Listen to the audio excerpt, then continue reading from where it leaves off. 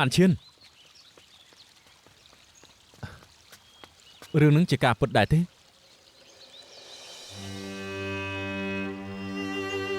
តាំងពីខ្ញុំចូលវាំងអាយុ13ឆ្នាំខ្ញុំបានដឹងយ៉ាងច្បាស់ហើយថាច្បាប់ប្រឆាំងមិនបានជោគជ័យតាមមិនមែនស្ថិតនៅលើខ្ញុំ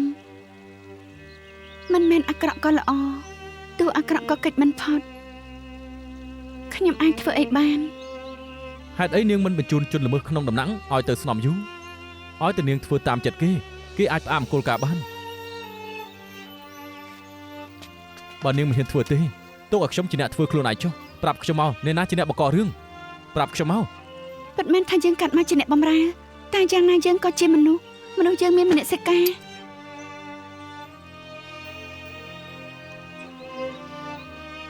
យាយក៏ធ្លាប់ប្រាប់ខ្ញុំកើតជាកញ្ចេះត្រូវតែជាកញ្ចេះរហូតមិនយកជីវិតក៏បានតែគ្មានមនសិការមិនបានទេដើម្បីយករួចខ្លួនតែត្រូវធ្វើបាបអ្នកដទៃបែបនេះសប្បាយចិត្តទេ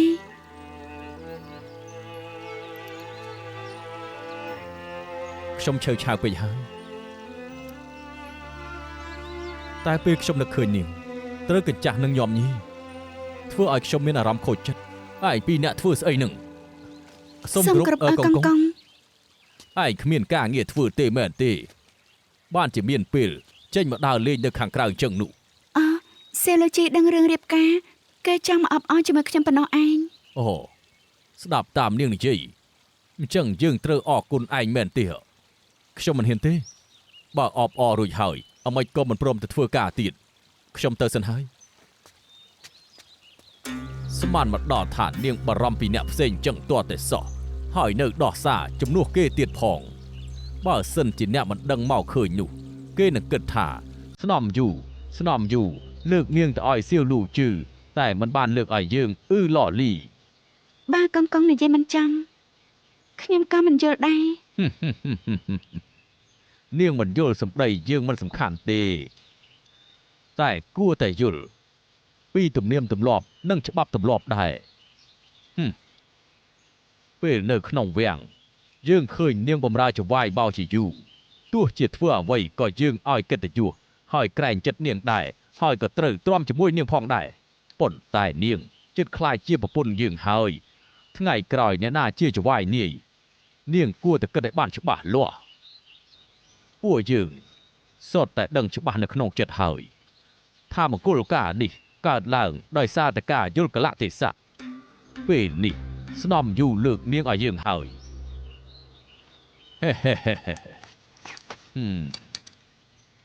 ថ្ងៃក្រោយយើងនឹងធ្វើល្អជាមួយនាងថ្ងៃនេះយើងចង់និយាយមានតែប៉ុណ្្នឹងឯងព្រោះយើងត្រូវនៅជាមួយគ្នានៅក្នុងរាជវាំងយូរទៀតមិនចាំបាច់ខ្លាចតែគ្មានពេលវេលាទេ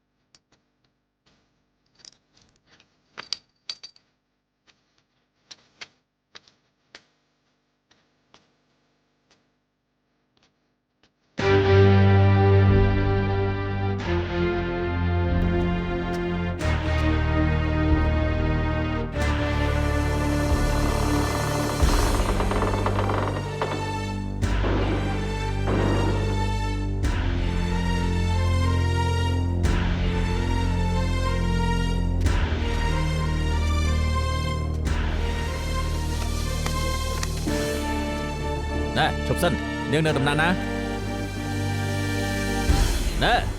នាងនៅដំណាក់ណានាងមិនអាចចេញទៅផ្ដេសផ្ដាសបានទេ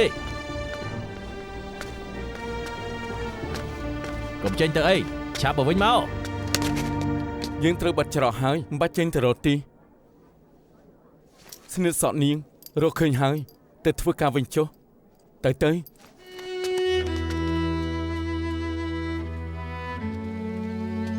ដឹងទេថាធ្វើបាននេះល្ងងណាស់នាងចង់ស្លាប់ហ៎ទ្វារសិនចិនមានអ្នកយាម12នាក់ ទ្វារសិនអ៊ូមានអ្នកយាម36នាក់ហើយថែមទាំងមានទាហានរាជវាំង9ទ្វារនៅជើងភ្នំជីងសាននាងគឺជាស្រីគិតថាចាញ់ផុតពីទ្វាររាជវាំងបានណាមែនខ្ញុំមិនដឹងរឿងរ៉ាវទាំងអស់បើពិតដូចស៊ឺលូជីនិយាយមែនបានន័យថាស្នំយូធ្វើនេះដោយសារតែគំនុំបើដូច្នោះហេតុអីនាងមិនអត់ទ្រាំសិនពេលគេបាត់ខឹងគេអាចនឹងដកបញ្ជាក៏ថាបានដរាបណាខ្ញុំមិនតាមចិត្តនាងគេគ្មានថ្ងៃព្រមដល់លែងខ្ញុំហើយយ៉ាងម៉េចគេត្រូវការអីនាងក៏សម្របតាមទៅពេលនេះនាងចង់តតាំងជាមួយគេតើដើម្បីអីទៅខ្ញុំក៏ធ្លាប់កិនចឹងដែរតែខ្ញុំធ្វើមិនបានខ្ញុំនៅក្នុងវាំង10ឆ្នាំស្រីស្នំប្រកួតប្រជែងគ្នាមិនចេះឈប់ហើយឈ្នះក៏ព្រោះតែភាពសាហាវប្រៃផ្សៃអ្នកដែលចាញ់ក៏មិនបានល្អខ្ញុំមិនចង់ដូចពួកគេព្រោះខ្ញុំមិនចង់រន្ធត់ដូចពួកគេកន្លងមកខ្ញុំព្យាយាមទ្រាំហើយជៀសវាងអត់ទ្រាំមកដល់សប្តាហ៍ថ្ងៃនេះកន្លះឆ្នាំទៀតនឹងបានចេញពីវាំងតែលទ្ធផលវាយ៉ាងម៉េចក៏អត់ឈឺចិត្តមិនបានព្រំលិខិតនរណាអាចដឹងបានតែត្រូវមានផ្លូវឲ្យយើងដើរយើងកាត់មកជាអ្នកបម្រើពេលកាត់មកក៏ត្រូវកំណត់ជោគជតាទុកហើយគ្រាន់តែកន្លងមកខ្ញុំគិតបែបមិនដឹងអីពេលនេះសូជីងជាគំរូដ៏ល្អបងហ្វុង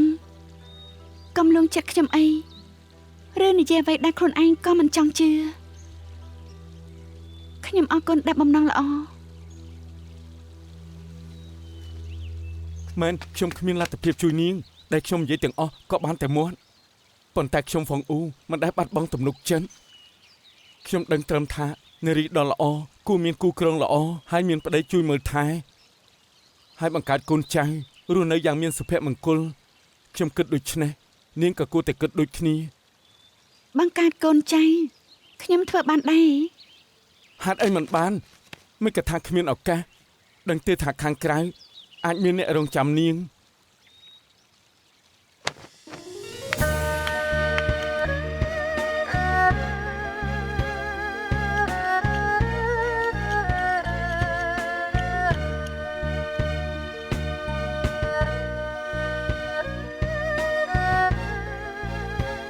ចេះផ្លុំខ្លុយដែរកុំបដូររឿងអីមិនទាន់ដល់ពេលចុងក្រោយគ្មានអ្នកណាដឹងទេថាលទ្ធផលទៅជាយ៉ាងណា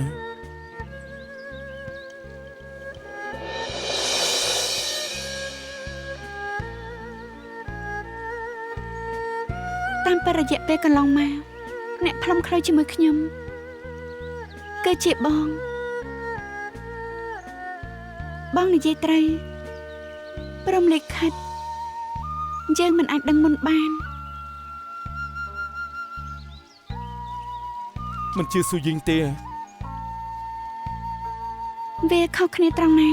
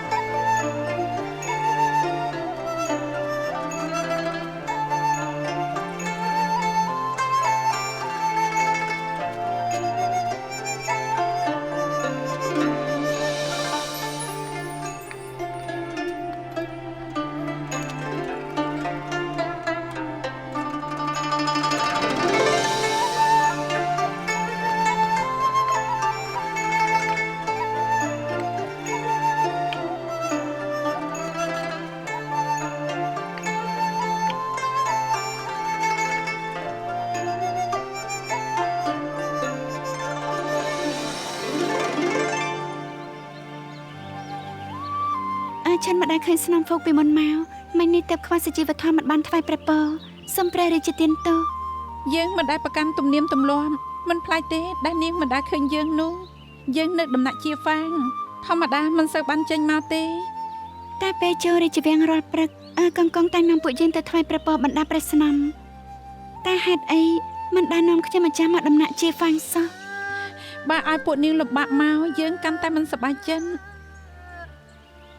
មួយប្រព្រឹត្តភ្នែកក៏ហួសទៅ3ឆ្នាំយើងចាំលែងបានហើយឆ្នាំនេះជ្រើសរើសស្រីស្អាតអត់ត្រូវហើយនាងជាអ្នកស្រុកណា ខ្ញុំម្ចាស់មកពីតង់ជាសានតង់តុងលឿង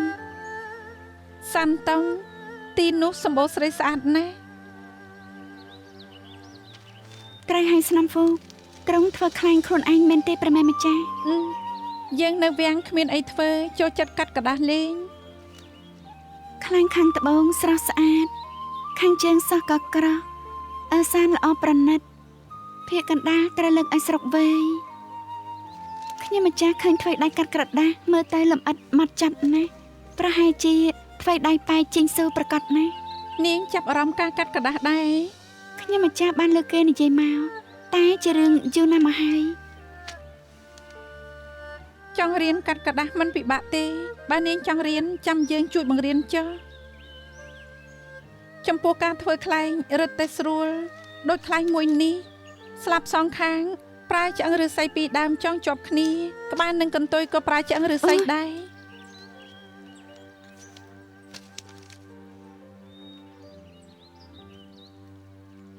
ស្នំហ្វូខ្ញុំម្ចាស់មិនអីទេ សុំទោសណាសង្ស័យមកពីយើងមិនសូវបាននិយាយជាមួយអ្នកណាទើបនិយាយមិនព្រមឈុំមិនដឹងថានាងមុតបន្លា ខ្លែងធ្វើរួចហើយចាំខ្ញុំម្ចាស់ជួយបង្ហោះ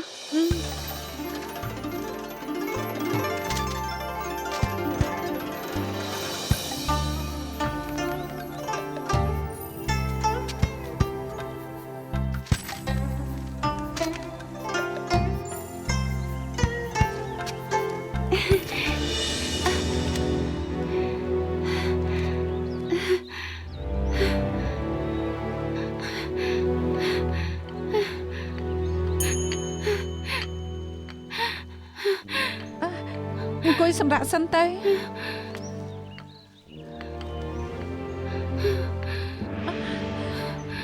នាងកាត់ហឺតអី មានរឿងអីកើតឡើងទៅ រកហឺតធ្វើតុង ស៊ូលីឈឺជាងកម្មបាទ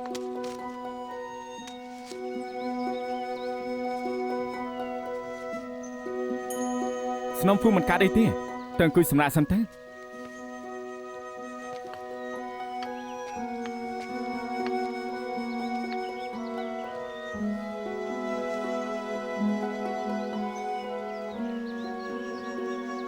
ស្នំភូកំពុងតែប្រឈួនពេលដែលតតស្លុតក៏ធ្វើងងឹតមុខហើយចេញមកដើរលេងហាត់ថ្ងៃគឺរត់តែមិនល្អចំពោះសុខភាពទេ គឺមិញនេះយើងចេញមករើខ្លាញ់ប៉ុណ្ណោះស្មានមកដល់ទេថាធ្វើឲ្យលោកត្រូវមកខាត់ជើង ខ្ញុំម្ចាស់សំតែស្លាប់ធ្វើឲ្យស្នំហ្វូតក់ស្លុតខ្ញុំម្ចាស់លែងអីហើយថ្វាយបង្គំលា ជប់សិនកុំអាលនាងទៅតបានធូរចាំឲ្យលោកម្ចាស់សុនជូនទៅវិញបានជួយមើលអាការៈនាង ទូបង្គំពិនិត្យអាការៈម្ចាស់តូចឈុនស៊ូលីឈឺនាំម្ចាស់តូចទៅវិញយើងជូនស្នំភូទៅដំណាក់ហើយឆាប់ទៅតាមក្រោយបាទលោកម្ចាស់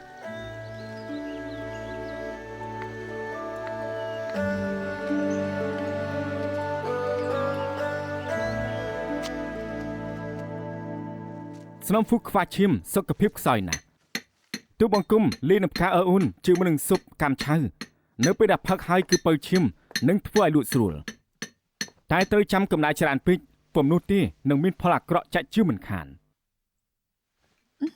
តាមពិតការងារបែបនេះឲ្យសៀលលូជីធ្វើក៏បានមិញម្ចាស់តូចឈុនមិនស្រួលខ្លួនលោកគួរជួយមើលគេសិន ម្ចាស់តូចឈុនមានរូបប្រចាំកាយជាបាននៅចុងហេតុជាបាននៅដើមហេតុមិនបានទេតែបើរក្សាសុខភាពឲ្យបានល្អនោះចេះជៀសវាងក៏មិនកាត់អីខ្លាំងដែរ ខ្លួនគេជាស្រីកំពុងពេញកំមុំតែត្រូវមកដូចយើងត្រូវជំងឺបៀតបៀន ម្ចាស់តូចឈុនមិនដូចព្រះស្នំ មិនខុសទេមើលទៅគេជាមនុស្សមានសតិបញ្ញាឆ្លៀសវៃ สนมฟูទើបតែស្គាល់ម្ចាស់តូចអើឈុនតែព្រះស្នំដូចជាបារម្ភពីគេខ្លាំងណាស់ សង្ស័យមកពីគេការរកហេតុដោយប្អូនស្រីយើងដូច្នេះពេលយើងឃើញអាការៈគេធ្វើទុកធ្វើឲ្យយើងមិនសប្បាយចិត្តសោះ สนมฟูមានប្អូនស្រីដែរតែទូមកគុំមិនដែលលឺទ្រង់និយាយនោះទេ ឲ្យយើងសុំទោសកន្លងមកលោកម្ចាស់បារម្ភយើងគួររៀបរាប់ពីដើមកំណត់ឲ្យស្ដាប់តែយើងខ្លាចថានិយាយប្រាប់លោកហើយធ្វើឲ្យលោករត់ទៅទាល់ ទូបង្គំជាពេទ្យជួយព្យាបាលអ្នកជំងឺមិនដែលខ្វល់ពីអតីតកាលអ្នកជំងឺទេមិនដឹងអាចទៅទាល់បានទៅ លោកម្ចាស់មិនទៅទាល់មិនមែនបានន័យថាយើងមិនយកចិត្តទុកដែរកាលពី10ឆ្នាំមុនដោយសារគ្រោះរាំងស្ងួនទើបប្រសិទ្ធអណ្ដែតមកដល់រាជធានីក្រោយមកបានពុកធွာជួយចិញ្ចឹមមក3ឆ្នាំសង្ឃឹមបានខ្លាចជាទីសព្វតីដើម្បីបានសនុកស្រួលតែគួរឲ្យស្ដាយព្រោះរោគបេះដូងយើងទើបធ្វើឲ្យអស់សង្ឃឹមពុកធွာត្រូវអស់សង្ឃឹមហើយយើងក៏គិតសោកស្ដាយតែបើប្រៀបធៀបទៅมันគួរឲ្យស្លុតចិនដែលត្រូវវង្វេងគ្នាជាមួយប្អូននៅតាមផ្លូវរហូតលើកទោសឲ្យខ្លួនឯងមិនបាន នេះបានន័យថាពីរអ្នកបងប្អូនគេចពីគ្រោះរាំងស្ងួតក៏មកដល់រាជធានី ពុកធွာធ្លាប់ជួយតាមរកឲ្យយើងតែចុងក្រោយក៏មិនបានដំណឹងប្អូនយើងក្មេងជាងយើង5ឆ្នាំជាក្មេងល្អហើយស្ដាប់បង្គាប់ហើយពូកែញញឹមណាស់ពេលខ្លះយើងគិតថាមានមនុស្សចិត្តបន់ឆ្លងកាត់ឃើញប្អូនគ្មានទីពឹងពាក់នាំគេទៅចិញ្ចឹមដូចគ្នានឹងយើងសំណាងដែលបានពុកធွာជួយមិនត្រឹមតែមិនអត់ឃ្លានថែមទាំងបានធ្វើដល់ទៅព្រះស្នំបើប្អូនយើងនៅមានជីវិតប្រហែលវ័យសកលគ្នានឹងម្ចាស់តូចអើឈុន ឬព្រះស្នំសង្ស័យថាម្ចាស់តូចអើឈុនគឺជា មិននឹងអាចទៅម្ចាស់តូចអើឈុនជាមនុស្សមានវង្សតកូលជាទាយាទរបស់ជនជាតិធំមិនអាចទៅរួចទេអ្នកស្រីឲ្យរង្វាន់លោក អរគុណអ្នកស្រីឈីទុកចិត្តចុះខ្ញុំនឹងជួយធ្វើពិធីរំដោះគ្រោះឲ្យកូនស្រីអ្នកស្រី លោកគ្រូ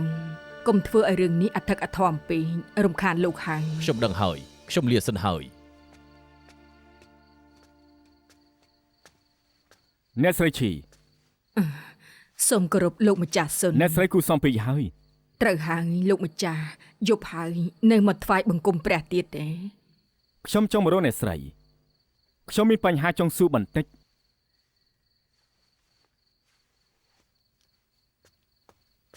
មិនដឹងថាលោកម្ចាស់សុនមានបញ្ហាអី បញ្ហាខ្ញុំគឺពាក់ព័ន្ធជាមួយមនុស្សនៅក្នុងវាំងម្នាក់ រឿងនៅក្នុងវាំងលោកសួរប្តីខ្ញុំវិញទៅប្រសើរជាង ឈីកងកងគឺជាមនុស្សបែបណាអ្នកស្រីនិងខ្ញុំគឺសុទ្ធតែដឹងច្បាស់ណាស់អ្នកស្រីគឺជាមនុស្សដែលមានហេតុផលទើបខ្ញុំចង់និយាយជាមួយ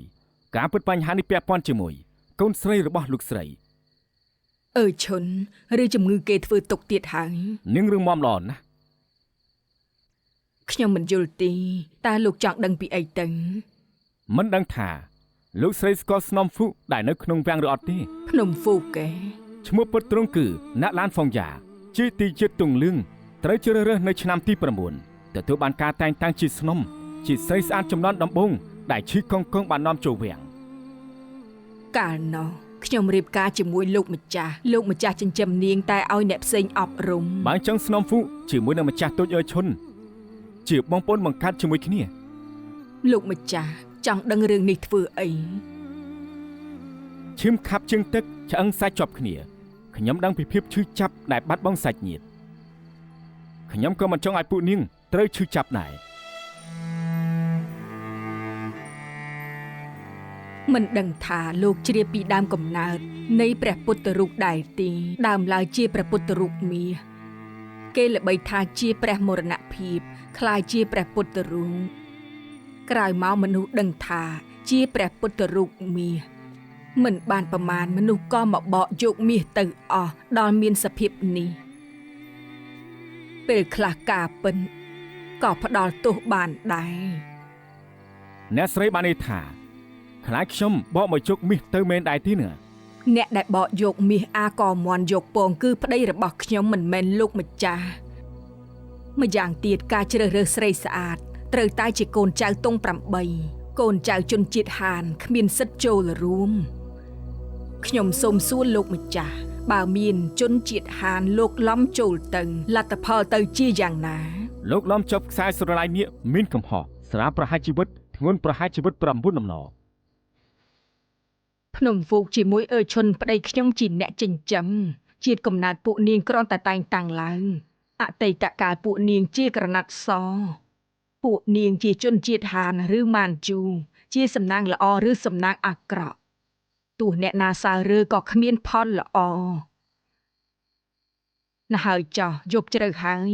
លោកម្ចាស់ខ្ញុំត្រូវទៅវិញហើយខ្ញុំលីហើយ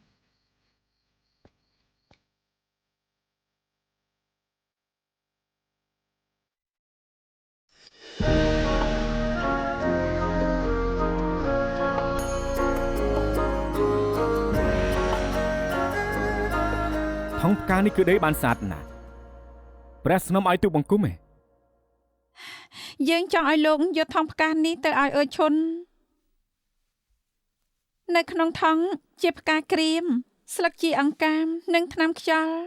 ពិតមែនតែគ្មានសពគុណស្មើថ្នាំដែលលោកម្ចាស់ផ្សំឲ្យតែបើដាក់ជាប់ខ្លួនយូរយកមកហិតម្ដងអាចជួយបន្ថយជំងឺហឺតបាន ព្រះស្នំពិតជាម៉ត់ចត់ណាស់ អ្នកណាថាទៅដោយសារការពីក្មេងយើងធ្លាប់ធ្វើឲ្យប្អូនដាក់ជាប់ខ្លួន គិតថាបើម្ចាស់តូចឲ្យឈុនជាពូនស្រីព្រះស្នំគេច្បាស់ជាមានក្តីសុខចាក់ជាមិនខាន លោកម្ចាស់កុំលោយើងអីតាមពិតយើងមាននិស្ស័យជាមួយប្អូនអើឈុនបាននៅក្នុងវាំងមានប្អូនស្រីម្នាក់នេះជាគ្នាឲ្យរំសាយការនឹកប្អូនទុកថាទេវតាមេត្តាយើងហើយអ្នកដែលមានក្តីសុខគួរតែជាយើង មិនដឹងថាព្រះស្នំគឺចង់និយាយការពិតប្រាម្ចាស់តូចឲ្យឈុនដែរទេ ដើមកំណើតនិងអតីតកាលយើងក្នុងវាំងមានតែលោកម្ចាស់ប៉ុណ្ណោះដែលដឹងចំពោះអ្នកផ្សេងគេមិនយល់ទេលោកម្ចាស់ជួយយកថង់ផ្កានេះទៅឲ្យអើឈុនផងកុំប្រាប់ថាយើងឲ្យប៉ុណ្ណឹងបានហើយ ព្រោះអ្វីទៅ ក្នុងវាំងបែងចែកបកពួកមានច្បាប់ហាមប៉ុន្មានតែពេលនេះយើងគ្មានអ្វីប៉ះពាល់តែយើងមិនចង់ឲ្យស្នំយូយល់ច្រឡំថាអើឈុនចិត្តដិតជាមួយយើងជាការរកបកពួកដូច្នេះទើបយើងចង់ពឹងលោកម្ចាស់ ព្រះស្នំចូលចិត្តបារម្ភពីអ្នកផ្សេង ប្អូនស្រីបង្កើតរបស់យើងលែងនៅហើយយើងគួរជួយមើលប្អូនឲ្យទៀតត្រូវទេ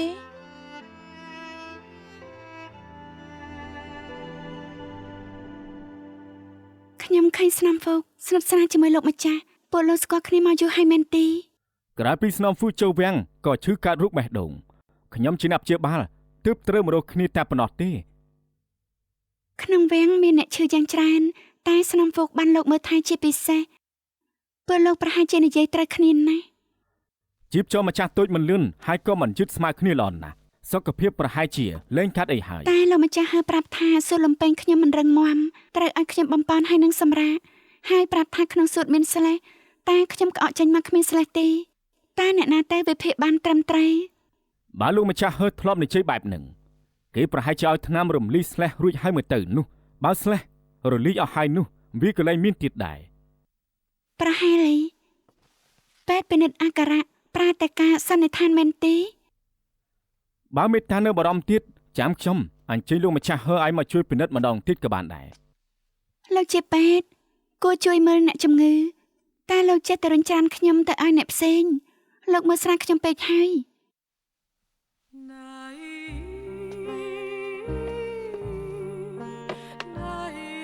នេះគឺថងថ្នាំក្នុងនេះគឺមានផ្កាក្រៀមនិងស្លឹកជាអង្កាមម្ចាស់តូចដែលជាប់ខ្លួនពេលដែលរោគហិតឬពេលណានោះជោគមកហិតគឺអាចជួយកាត់បន្ថយអាការៈបានម្ចាស់តូចអាចយល់ច្រឡំថ្ងៃមុនខ្ញុំក្រែងចិត្តឈឺកង់កង់ត្រូវបង្ខំឲ្យជួយព្យាបាលម្ចាស់តូចការពិតខ្ញុំទុកអ្នកជំងឺទាំងអស់គឺស្មារតីគ្នាល្អណាស់មិនបែងចែកប៉ាពូអ្នកព្យាបាលអាចទុកជារឿងល្អបើគ្មានអ្នកណាមានជំងឺឈឺស្កាត់ជាពេទ្យនឹងសប្បាយចិត្តហើយខ្ញុំនឹងរៀបចំថ្នាំឲ្យម្ចាស់តូចខ្ញុំសុំលាទៅសិនហើយថៃខ្លួនណា ន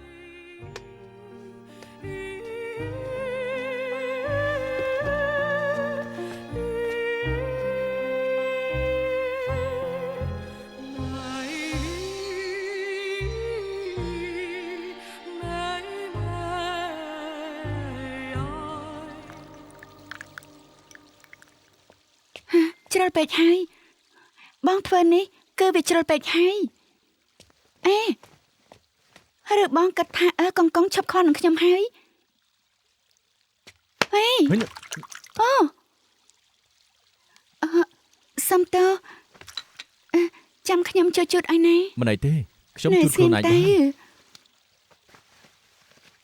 មិននេះខ្ញុំគ្មានចេតនាថាឲ្យបងទេព្រោះតែពួកនឹងប្រើបារមីរបស់ម្ចាស់ខ្ញុំធ្លាប់ឃើញមកច្រើនហើយមនុស្សពួកនេះទុកខ្ញុំដូចជាអ្នកទោសដើម្បីរំសាយភាពច្នៃរបស់ខ្លួនឯង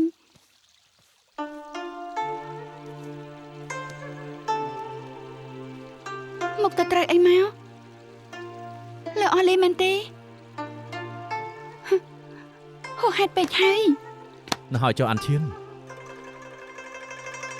គុំធ្វើឲ្យកងខឹងព្រោះតែខ្ញុំអីព្រោះអីស្អែកខ្ញុំត្រូវផ្លាស់ប្ដូរទៅនៅផ្នែកភ្លើងហើយដើម្បីជញ្ជូនអស់ខ្ញុំគេប្រហែលជាបាត់ខឹងខ្ញុំហើយ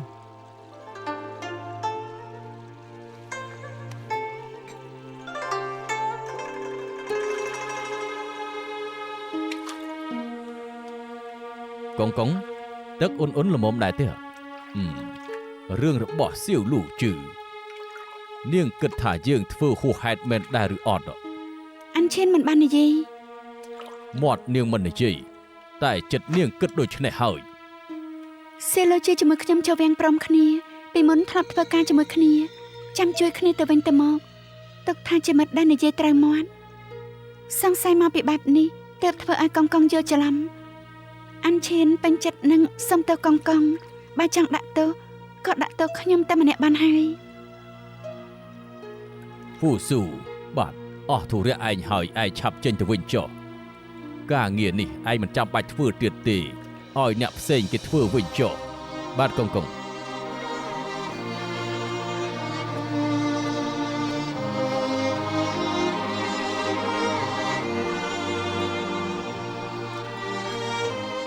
តែបើមានអ្នកខ្លះ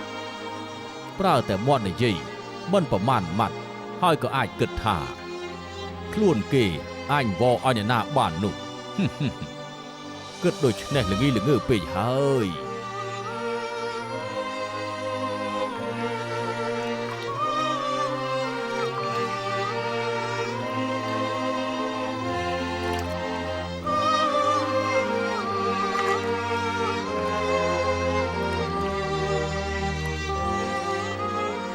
ជើងរបស់យើងនេះ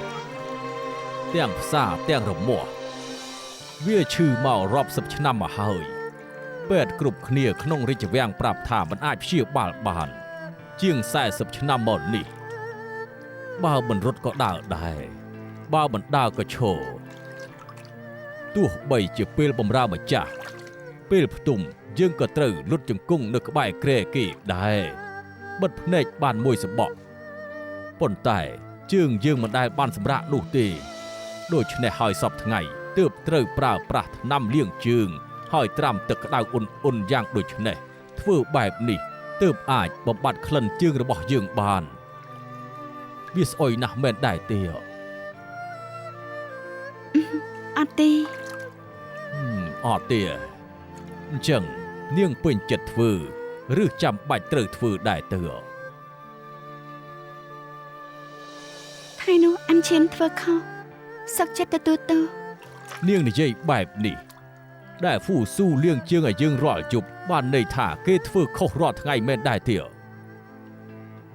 យើងប្រាប់នាងឲ្យដឹងចុះថាជើងសងខាងរបស់យើងនេះក្រៅពីគ្នាឯងមិនថាអ្នកណាក៏មិនអាចប៉ះជើងរបស់យើងបានដែរដូច្នេះហើយរឿងនេះនាងត្រូវតែចងចាំវាទុកនៅក្នុងចិត្តឲ្យបានច្បាស់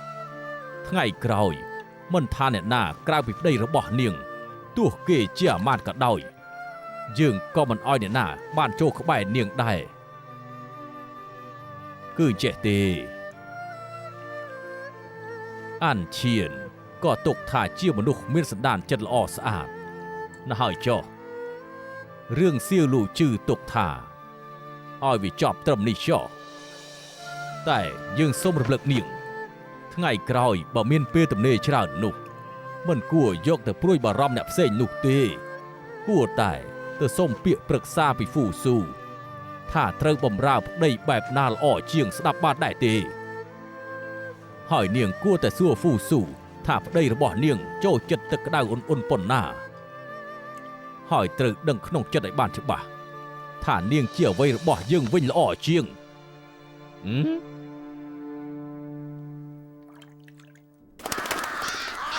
ម្សិលមិញបងចេញវេនបងទៅណាទៅលេងល្បែងជាមួយមេកងនិងមេក្រុមកៅឯងសួរធ្វើអីលេងក្នុងវាំងអស់តែប្រាក់ខែតែលេងនៅបនអាចបាត់បង់ជីវិតបានណាយើងញៀនល្បែងអត់អញមិនដឹងទេបងមិនលេងល្បែងដើម្បីខ្លួនឯងខ្លាចលេងល្បែងដើម្បីស្រីនឹងណាគឺចេះទេបើចង់ឲ្យជឿថាបងមិនលេងល្បែងខ្ញុំផ្ញើប្រាក់5ចង្កោមនៅបងយកចេញឲ្យខ្ញុំមើលតិចមើលចាយអស់ហើយចាយអស់ហើយមួយថ្ងៃចាយអស់5ចង្កោមបើមិនយកទៅលេងល្បែងធ្វើមិនចាយអស់ទៅអ្នកមកពីស៊ូជើយកយាយអានឈៀនមកឲ្យយើងទើបយើងឲ្យរង្វាន់គីណែបងធំត្រូវហើយនៅខាងក្នុងយើងជួយមិនបានទេតែនៅខាងក្រៅឲ្យរត់សម្បត្តិក៏យើងធ្វើបានដែរអញ្ចឹងល្អហើយយកសម្បត្តិឲ្យនាងនៅចាំឲ្យទៀតឆាប់យកសម្បត្តិឲ្យនាងទៅដើម្បីឲ្យចប់រឿងហើយនាងនឹងបានរៀបការឲ្យចប់ស្រេចបាច់បងនឹងទុកសម្បត្តិធ្វើអីទៀតណែមិនបាច់ទុកសម្បត្តិទៀតទេណែបានលឺខ្ញុំនិយាយទេហ្នឹង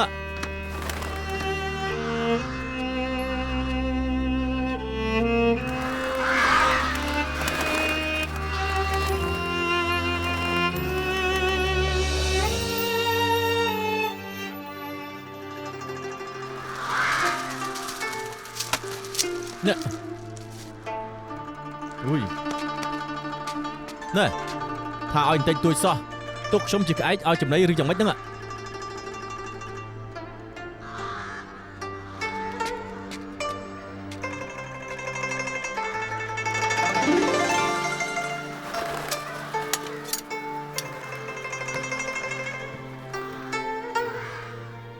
ចៃដន្យមែនបងឆេនមិនមែនចៃដន្យទេបងធំខ្ញុំមានរឿងនិយាយជាមួយអត់ទេមានសម្បត្តិយកមកឲ្យសម្បត្តិអីមិនមែនសម្បត្តិបងធំខ្ញុំទេជារបស់យាយនាងតែមិនចាស់បើមានអ្នកសួរប្រាប់ថាខ្ញុំកំពុងតែកុំបារម្ភអីខ្ញុំដឹងថាធ្វើមិនហើយ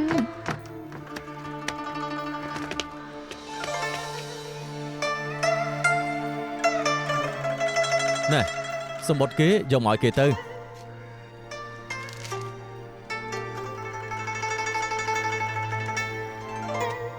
អរគុណហើយបងហ្វុង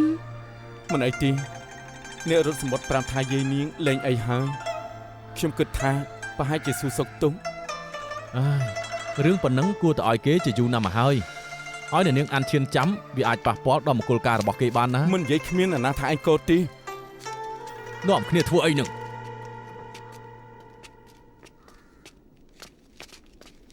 កងកងកងអញ្ចឹងតើទើបអានឈានដេញខ្ញុំទៅកន្លែងផ្សេងតាមពិតនាងមានណាត់អញ្ចឹងសោះណែនិយាយផ្ដេសផ្ដាស់ស្អីបើហឺនណាស់ឯងជាទាហានយាមហ៊ានមកខ្សឹបខ្សៀវជាមួយទាសីនៅវាំងក្រោយដឹងទេថាច្បាប់ទម្លាប់វាយ៉ាងម៉េចកងបងហ្វុងជួយយកសម្បត្តិសាច់ញាតិមកឲ្យខ្ញុំ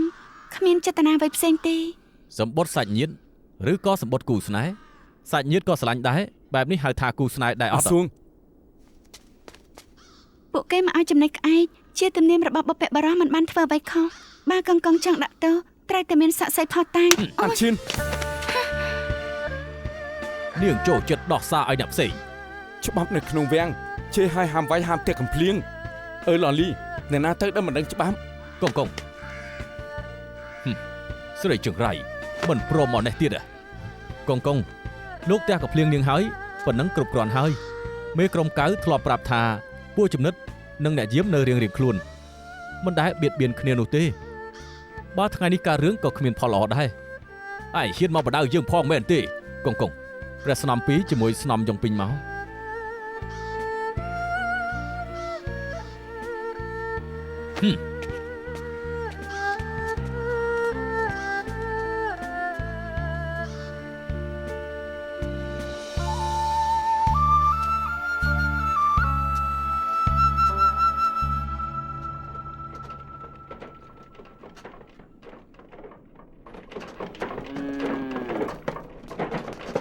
ឈប់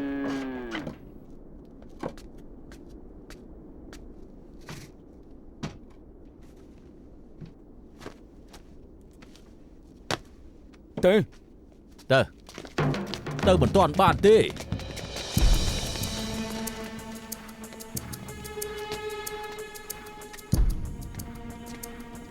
កងកងលើកតបមកមានអីមិនទី យើងបានដឹងដំណឹងមកថា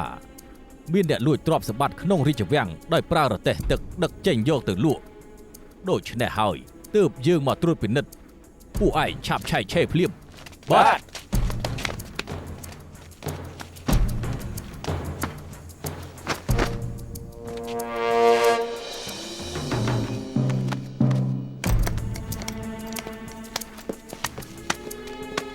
កងកងទូនីតិត្រួតពិនិត្យជាទូនីតិរបស់អ្នកយាមមិនបាច់លំបាកដល់លោកទីពួកយើងបានពិនិត្យរទេះទឹកហើយគ្មានអីខុសប្រក្រតីទី ឯងបានត្រួតពិនិត្យរួចហើយតែយើងខ្លាចមានអ្នកផ្សំគំនិតបានជាត្រួតពិនិត្យរកអីមិនឃើញទាល់តែសោះនោះកងកងចាប់ចោលត្រូវតែមានផោះតាំងកុំមូលបង្កាច់ពួកយើងអីមូលបង្កាច់ឬក៏អត់ពួកឯងគង់តែដឹងនោះទេកងកងក្នុងធុងទឹកមិនឃើញអ្វីទេ អស់សំណាញ់ណាស់ក្រាញ់មិញនេះកងកងប្រាប់ថាមានអ្នកផ្សំគំនិតលួចដឹកទ្រព្យសម្បត្តិចេញពីវាំងបើសិនជាដូច្នេះឆាយឆេរហើយមិនក៏មិនឃើញមិនដឹងថាកងកងចង់ដោះស្រាយយ៉ាងម៉េចទី បើអញ្ចឹងឯងចង់យ៉ាងម៉េចឯងចង់យ៉ាងម៉េច លែងខ្ញុំ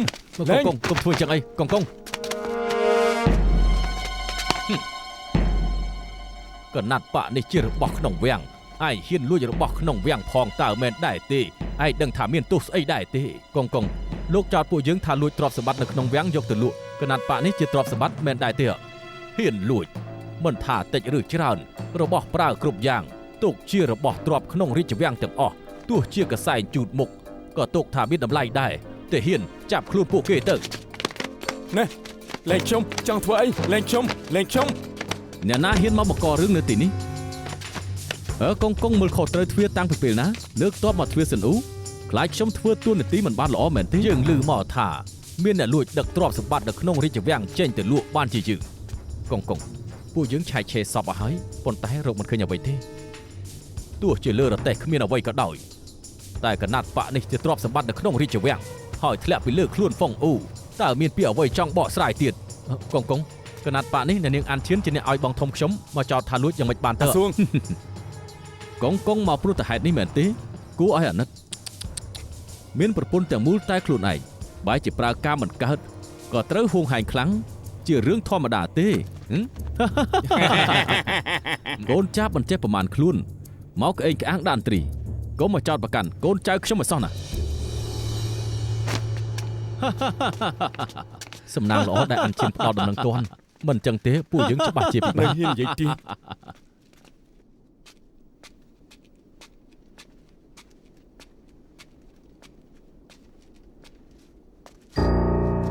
អ្នកណា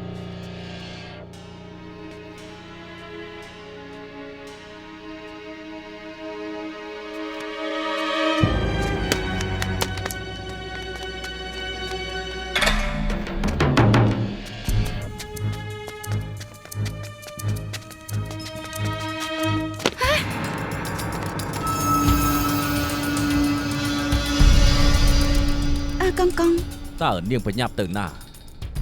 យើងស្មានថាយប់នេះនាងនៅដំណាក់យ៉ុងសុងមិនហ៊ានចេញមកទេ មិញនេះមានស្មាខ្មៅដេញតាមខ្ញុំ អាចង្រៃយោប្រើឯងធ្វើការតែប៉ុណ្្នឹងសោះឯងធ្វើឲ្យចលាចលហើយអត់បានការទាល់តែសោះ ពួកលោកទាំងពីរត្រូវការអ្វីទៅ សំដីនេះយើងវិញទេដែលត្រូវសួរនាងនោះយើងបានប្រាប់នាងហើយថានាងគឺជាមនុស្សរបស់យើងត្រូវធ្វើតាមច្បាប់យើងស្រីថោកទាបឯងនេះមិនត្រឹមតែដើររីមុនស្នេហ៍តាពីថែមទាំងធ្វើឲ្យយើងអាម៉ាស់មុខថែមទៀតផងនាងគិតថាប្តីដូចជាយើងម្នាក់នេះយើងត្រូវអត់ទ្រាំមិនហ៊ាននិយាយឬមួយយ៉ាងម៉េច លែងខ្ញុំទៅ ស្រែកទៅស្រែកឲ្យខ្លាំងទៅយើងដឹងច្បាស់ណាស់ថានាងមើលស្រាលអាម៉ាតដូចជាយើងខ្លាំងណាស់ព្រោះតែយើងត្រូវគ្រាវទើបមិនអាចបំពេញតណ្ហារបស់ស្រីថោកទាបឯងបានតើមែនដែរទេបើនាងចូលចិត្តប្រុសយ៉ាងនេះល្អយប់នេះយើងនឹងរកប្រុសមែនតែនមកឲ្យនាងភ្លក់ទៅចុះ លោកឈួតទេ យើងមិនបានឈួតសុបបីតែនទៅ ក្រែងនាងចង់ភ្លក់រសជាតិបរោះតើមែនដែរទេយើងជាប្តីរបស់នាងណាយើងនឹងធ្វើឲ្យនាងសំបំណងយ៉ាងម៉េចបញ្ឆាប់ចាត់ការទៅ លោកអ៊ំមិនបានទេរំលោភទាស័យមានរឿងធំណាស់ នាងជាប្រពន្ធយើងឯងជាក្មួយរបស់យើងចង់ឲ្យឯងស្នងវង្សតកូលជារឿងត្រឹមត្រូវណាស់ហេតុអីក៏ថាមិនបាន ប៉ុន្តែ យ៉ាងម៉េចឯងភ្លេចហើយអ្នកណាជាអ្នកសងបំណុលលបែងឲ្យឯងមិនក៏ឯងមិនឆាប់ចាត់ការទៅ លែងខ្ញុំទៅលែងខ្ញុំទៅលែងខ្ញុំ លោកអ៊ំ លែងខ្ញុំកំណាក់លែងខ្ញុំទៅលែងខ្ញុំ ឲ្យឆាប់ឡើងឆាប់ចាត់ការភ្លាមទៅ លែងខ្ញុំទៅ ឆាប់ចូលភ្លាមបោ បាទ 默默中你我一息間錯摸，終因結果，然後萬劫不復，明明滅目光交錯，苦海點猛火，是你閃身路過，竟勾引着我。為你犧牲已注定，似身染絕症，嘗盡你的砒霜要我命，連累我眼睛掛念有聲，輪迴在生生死死感情才盡興，可笑愛情為殉情。大半生淪落至此，不過為證明短促。